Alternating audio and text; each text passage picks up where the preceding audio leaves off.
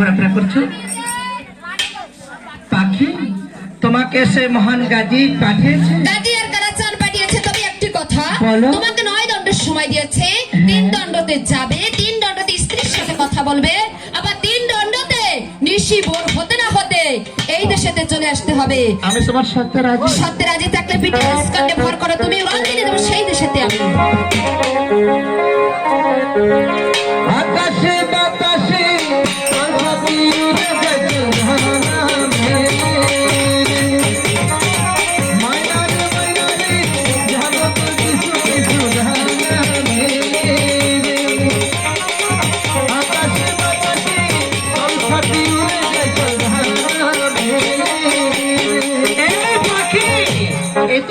এই স্বদেশে চলে এসেছি।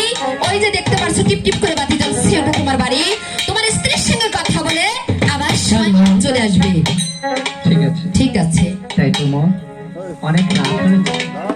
এখন যদি আমি আমার আম্মি জানের কাছে যাই, আম্মি জান হয়তো মনে মনে আমাকে বুঝবে আমি আমার স্ত্রীকে রেখে গিয়েছি বলে বাণিজ্য না আসলে দেশে ফিরে এসেছি।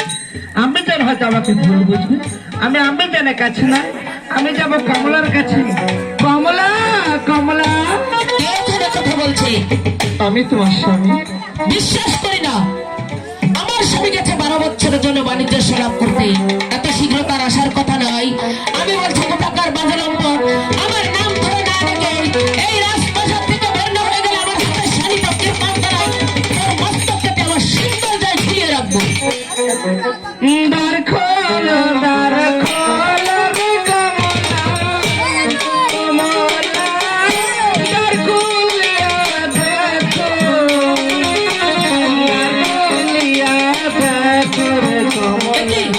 স্বামী, আরে আপনি এত রাত্রে? এসেছি তোমার কাছে কেন জানো? তবে আপনি বাড়িতে আসছেন, আমি ছেলের সঙ্গে দেখা করেছি। আমি যেন সঙ্গে দেখা করতে না এসেছি তোমার কাছে। জানো কেন এসেছি জানো? আজকে নাকি পূর্ণিমা তিথি। পূর্ণিমা তিথি।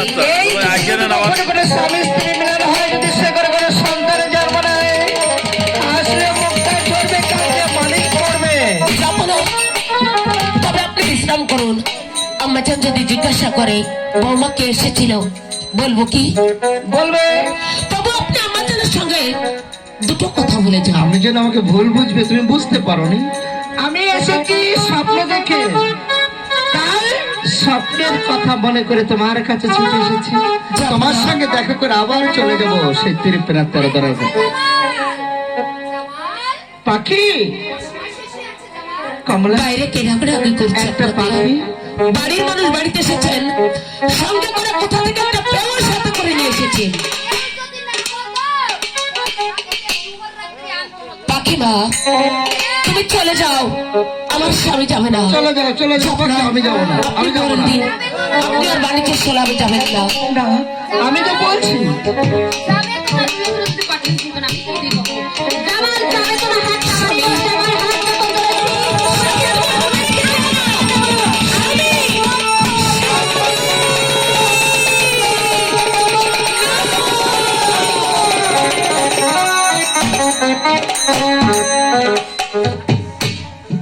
চলে গেল।